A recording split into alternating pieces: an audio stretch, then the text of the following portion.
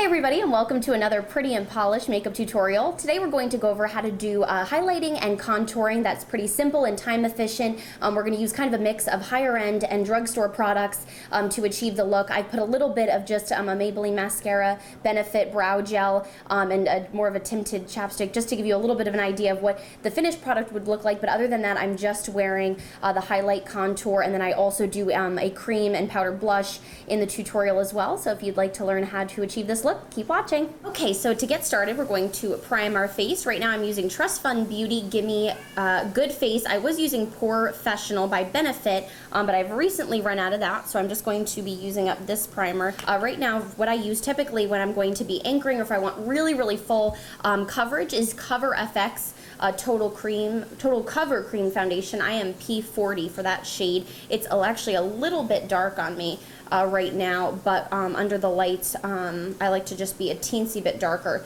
So I'm just going to take some of this product just with a foundation brush and just kind of start spreading that over the face. This is definitely a thicker, really strong pigmented foundation. So what I like to do is work a little bit of the product onto the face and kind of let the warmth of your skin warm up the product so that it then smooths over your face more easily. Now I promised to talk also about some health and fitness and beauty trends. I just discovered last night a new yoga place in our area, and it has been a while since I've been in a yoga studio, and I have to say I always kind of have that kind of, I guess, subscribe to the thinking that yoga, while it's fun, is not necessarily a workout. Well, let me tell you, I woke up very sore this morning. So actually, while you don't necessarily feel like you're getting a great workout when you're holding those poses, it definitely is, and it's just so nice to get back into a yoga studio. So I'm definitely going to have to be incorporating that into my fitness routines. So now that we have worked that pretty well over into the skin, we're going to move on to highlighting. Some people like to contour first. I would say absolutely highlight first, in my opinion. I'm going to go in with the IT Cosmetics Under Eye Concealer that is so popular these days. I'm just going to pop a little bit of that from the tube just right under my eye area, and then I will blend it in with a brush. Again, if you prefer a beauty blender, go for it. I just prefer the concealer brush. I feel like the brushes give a little bit more of a precise application. And we'll just work that in underneath the lash line there and start to bring a little bit of that product down.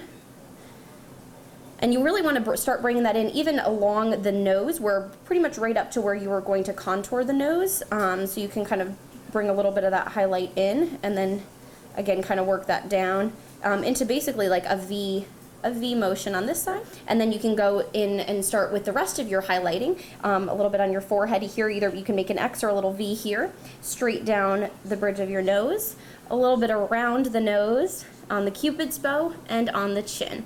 Now once you kind of get that highlighter put in place, again, some people like to put their contour in and then blend. I would say definitely blend out your highlight first. Again, I'm going to just use the same concealer brush and start up on my forehead. And once you feel like you have that pretty well worked in, we're going to go in with our contour shade. Really any darker, creamy foundation, or like even a stick foundation like I have here. This is a Maybelline Fit Me Shine Free Balance in the color Coconut. I like using this as my contour, especially in the summer. It may get a little bit dark for the winter time. I might need to go with a slightly lighter shade. But again, starting with your contour, you're going to start along the top of your forehead here in kind of a sweeping motion. Then go in along the cheekbone line. If you kind of suck in your cheek, you can kind of feel where your cheekbone is there and kind of draw that line, almost would be from the corner of your mouth up to the top of your ear. Same on the other side.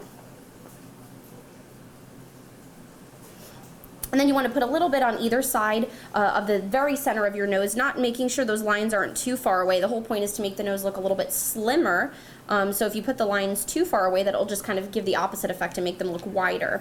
I definitely would suggest for the contour to use a brush so you really have precise application. But for your nose, since it is just such a fine area, you sometimes even want to just go in with your finger and kind of diffuse that color right here. And just leaving a little bit of space in the middle for that highlight shade that we put down. And we can always go back in with a highlight if you feel like you don't have quite as strong of a highlight in the middle. And then I'm just going to go in with my brush and work in the foundation.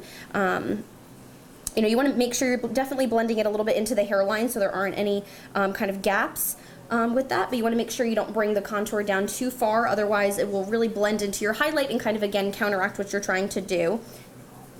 And when you're blending both with the cheek and the forehead contour, you want to make sure you don't bring it too far down. You want to leave this area really free for the highlight. You want to leave this a bright spot. So make sure you don't bring the contour too far down. If you want to kind of bring it a little bit towards the edge of the brow, but really no farther than that. And then with the cheek contour, you can just kind of start working that in, and you want to start dragging that in an upwards motion. Again, if you bring it down, it kind of defeats the purpose of having that chiseled cheekbone there. So you want to kind of drag that upwards. And again, blending it in, not leaving any harsh lines, making sure that the color is really diffused.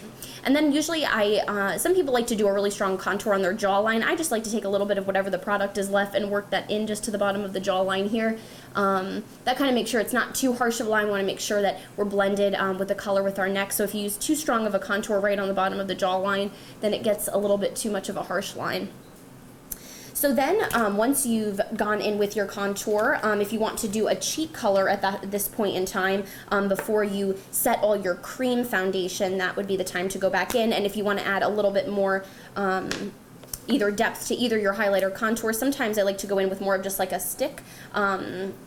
This is a cover stick concealer in light beige to kind of go over my highlight, especially under my eye if I feel like it needs a little bit of a lighter color under here, if it needs a little bit more brightness, and then just along the bridge of my nose. And again, with your nose, I would suggest using your finger to really delicately blend that in, and then using a brush for any other area. I like to go in now and do a little bit of a cream blush again before we set it. So just with that same brush, just cleaned off from the contour, and then going in and working that blush color in. If you prefer just a little bit of a powder blush, you can definitely skip this step. I just like to put a little bit of the color in at this point in time. Again, wanting to put all those creams on our face before we set it so that everything blends nicely, and then again we can set it all. Okay. So if you have ever struggled to keep your under eye concealer in place, obviously investing in a quality under eye concealer, like the IT Cosmetics is definitely the way to go, but then you're going to definitely want to be sure to set that under eye concealer. I know the Laura Mercier has been really popular recently, and it's for a good reason. It keeps that makeup in place, keeps it from smudging. So you either want to take a damp beauty blender or a small, either almost like an eyeshadow brush, and pour a little bit of that powder right into the lid. Tap it in, tap off any excess here, and then go in and kind of push that setting powder underneath the eye. Now, a big difference I noticed too is if you have a regular pressed powder, for example, the Makeup Forever HD that is so popular, those are great for once you've set your foundation, or set your highlight, I should say, but you really want to use an actual setting powder before you go in with that powder. That's really going to make sure that your makeup stays in place and is not going to be cakey like an actual pressed powder would. So really you want specifically a setting powder first for that under eye area and any other place that you've highlighted or put any other cream products. So I like to just use, again, like a small eyeshadow brush for underneath the eye area to set that.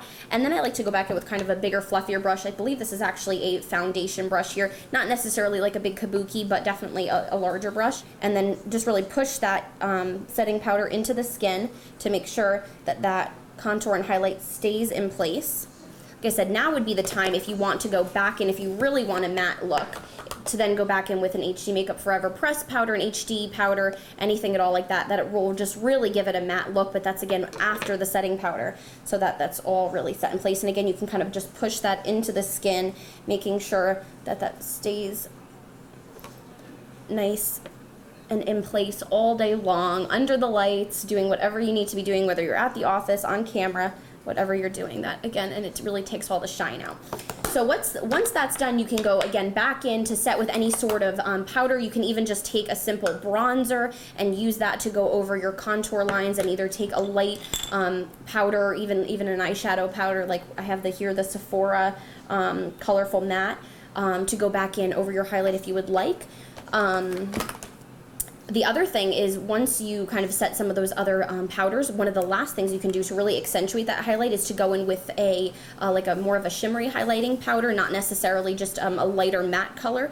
I know e.l.f. has this illuminating palette in some really pretty colors here that I just picked up. Just make sure with either one of these products, when you're putting them on, that you kind of keep them towards the top of the cheekbone, or of the eye area here in the socket. You don't want to bring that highlight too far down. You just want to, again, again, keep it on this upper area now. Again, it's subtle enough that you can wear this to the office, but and just really catches just enough light, but isn't too dramatic. You know, obviously you can go with a stronger color if you're going to be going out or something like that. So that is the completed how to contour look. Then you can proceed with any eye look you would like. I would definitely suggest, if you've done a full face, even if you don't want to put any shadow on, definitely you'd want to put a little bit of a brow gel and a mascara on at that point. So I hope you learned a little something today. Thanks for joining.